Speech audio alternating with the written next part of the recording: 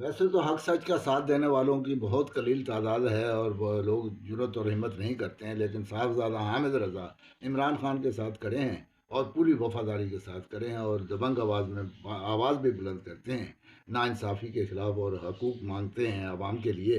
Assembly में तकरीर कर रहे हैं, आइए इनकी बात सुनते हैं, फिर इस पर तबसरा करेंगे। अभी थोड़ी देर पहले वजीर साहब फरमा रहे थे कि बुलेट फायर नहीं हुई। आपके बाप ने वो वीडियो क्लिप देखा सर, जिसमें 26 नवंबर को डी चौक पर बुलेट इंजरी से शहीद होने वाला, जिन शहीदों के घरों के वारिस नहीं रहे, जिनके जवान बच्चे नहीं रहे, मिलिटेंट और बैंड आउटलेट्स के सरबराहान को सरकारी स्वॉर्ड प्रोवाइड किए जाते हैं। कर रहा हूं सर, वाइंड अप कर रहा हूं।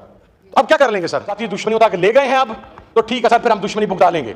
अगर हम इतने जोगे हुए तो इंशाल्लाह वो दुश्मनी भुगताएंगे, जिस तरह आपने भुगताई है मुझसे बुरे तरीके से भुगताएंगे। कोई कमजोरी नहीं है सर। पाकिस्तानियों के किस कातिल को आज के दिन तक सजाए मौत या उम्र कैद हुई है? हमने अपने मुल्क की तबाही की। हम झूठ बोलते हैं, हम कोई मुजम्मत नहीं करते, और जब रियासत मुजम्मत के ऊपर उतर आई सर, तो वो रियासत का फेलियर होता है। मुझे ये बात कहने में कतन कोई यार नहीं है कि पाकिस्तान की तारीख साने हाथ से भरी पड़ी है, लेकिन रियासत बहसीयत रियासत फेल हो चुकी है।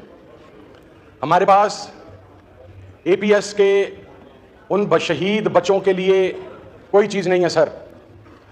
आज इतने साल गुजरने के बावजूद भी उनकी माओं के आंसू उसी तरह बह रहे हैं, उनके फैमिलीज, उनके वालिदैन उसी तरह कसमा पुरसी की ज़िंदगी गुजार रहे हैं।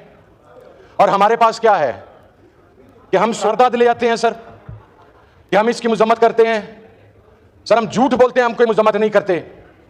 सकूते डाका हो गया। मुझे आज भी यह बात कह लेने दें कि इस ऐवान में बैठे हुए किसी भी मुअज़्ज़ज़ रुकन से ज्यादा, पाकिस्तान के चैनल्स पर बोलने वाले किसी भी सियासतदान से ज्यादा मुहिब्बे वतन पाकिस्तानी वो 1.5 लाख बांग्लादेशी है जो आज भी बांग्लादेश में बैठकर पाकिस्तान जिंदाबाद की बात कर रहा है और अपना सेक्रीफाइस दे रहा है सर। हम सिर्फ मुजम्मत करना जानते हैं, और जब रियासत मुजम्मत के ऊपर उतर आई सर, तो वो रियासत का फेलियर होता है। हमारी तारीख सनेहात से बड़ी हुई।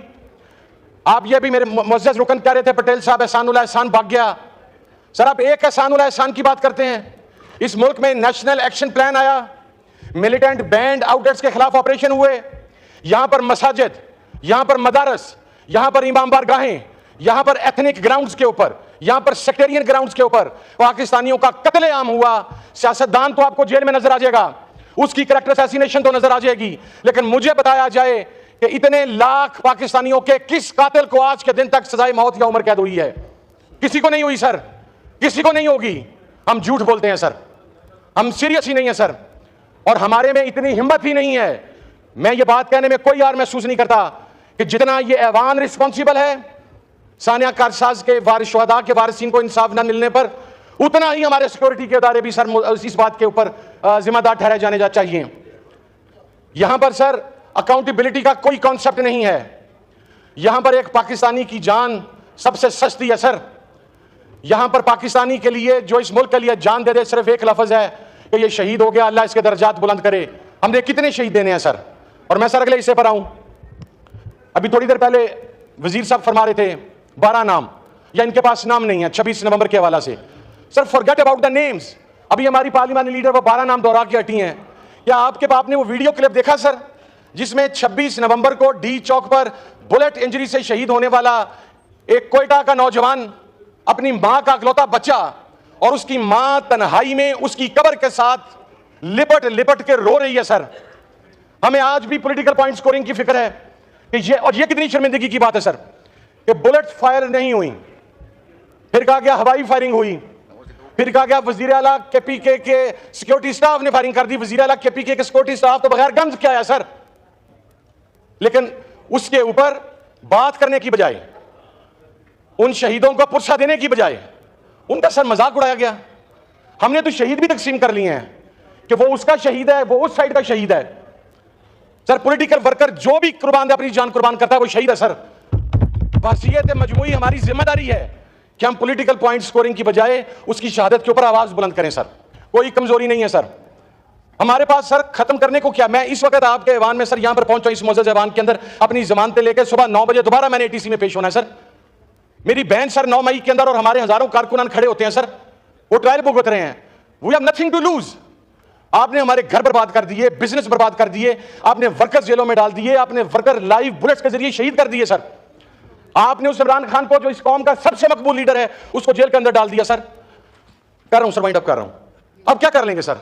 मैंने सर कुछ अरसा पहले, और फिर सर एक पश्तून कार्ड खेला गया, एक पंजाबी खड़ा होकर बात कर रहा। सर मैं मेरे पास रहने वाले किसी बंदे को आज तक नौकर या मुलाजिम नहीं कहता सर। वो अगर उम्र में जो मुझसे छोटा है तो मेरा भाई है या मेरे बेटे की जगह पर है। मैं किसी और की बात नहीं करता सर। मेरी फैमिली जा रही थी और वो 2 पश्तून बच्चे उनके साथ थे, तो खुदा जाने कितने अच्छे से हमारे साथ हैं सर। इसी इस्लामाबाद के एग्जिट पॉइंट पर रोक के कहा गया कि जी इन दोनों को गिरफ्तार करना है। क्यों? कि इनका ताल्लुक केपीके से या पश्तून है। सर पश्तून हमारा फख्र है, पश्तून हमारा मान है सर। पंजाबी हमारा फख्र है, सिंधी हमारा फख्र है, बलोची हमारा फख्र है।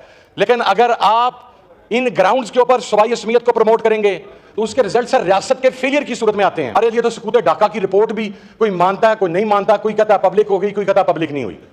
सानिया कारसाद में मुझे बताएं सर, कितने लोग अभी तक फांसी के फंदे पर पहुंचे? हम क्यों यहां पे उसके ऊपर बात कर रहे हैं sir? We have no right. हमारे इदारों ने कितने लोगों को चालान पेश करके वहां पर भिजवाया है? कितने लोग पाकिस्तान के अंदर 1.5 लाख से ज्यादा सर दहशतगर्दी के निशान बन गए? हम खामोश हैं सर। हम सिर्फ मजम्मत कर सकते हैं, हम सिर्फ नेशनल एक्शन प्लान लेके आ सकते हैं। मैं आज आपको साबित करता हूं सर, जिस नेशनल एक्शन प्लान की बात की जाती है, उसी नेशनल एक्शन प्लान के होते हुए मिलिटेंट और बैंड आउटलेट्स के सरबराहान को सरकारी स्क्वाड्स प्रोवाइड किए जाते हैं। वो पूरे पाकिस्तान में सरकारी स्क्वाड्स की सरपरस्ती के अंदर मूव करते हैं सर।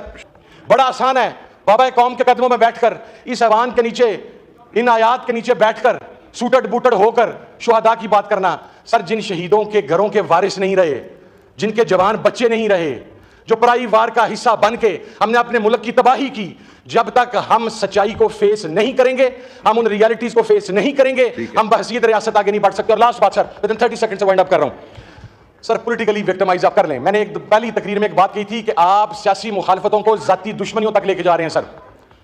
और अगर आप जाती दुश्मनियों तक ले गए हैं अब, तो ठीक है सर, फिर हम दुश्मनी भुगता लेंगे। अगर हम इतने जोगे हुए तो इंशाल्लाह वो दुश्मनी भुगताएंगे जिस तरह आपने भुगताई है, मुझसे बुरे तरीके से।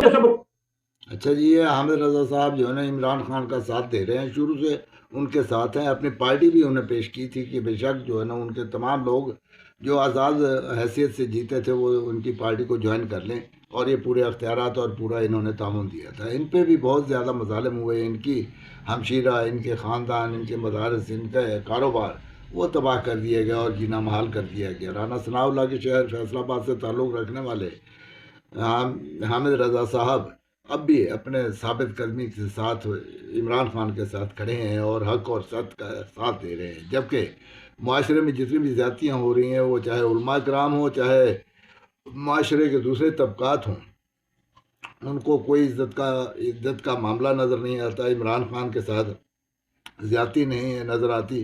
कैदियों के जो हुकूक हैं वो भी इस मुल्क में अगर नहीं मिल रहे हैं तो आम आज़ाद लोगों को हुकूक कौन देगा?